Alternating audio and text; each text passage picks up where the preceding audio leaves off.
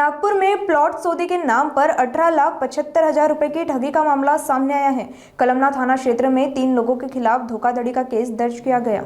आरोप है कि 66 लाख रुपए से ज्यादा में मकान बेचने का सौदा तय कर रकम ली गई, लेकिन बाद में डबल एग्रीमेंट कर प्लॉट किसी और को बेच दिया गया।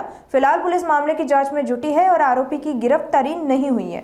यातील तक्रारदार अमर राजकुमार जैन यांनी पोलीस स्टेशनला तक्रार अर्ज दिला होता की गैर अर्जदार नलिनी अशोक सुरंशे व तिचे 2 मुले यांनी तिची फसवणूक केलेली आहे। त्यावरून चौकशी दरम्यान असे दिसून आले की अर्जदार अमन जैन याने गैर अर्जदार आरोपी नलिनी सुरंशे हिला 18,10,000 रुपये दिले होते और त्या प्लॉटचा करारनामा सुद्धा केलेला होता। परंतु त्यानंतर हिने वारंवार त्याला सेल डीड करून देतो असे म्हणून पैसे सुद्धा परत केले नाही आणि सेल डीड सुद्धा करून दिले नाही।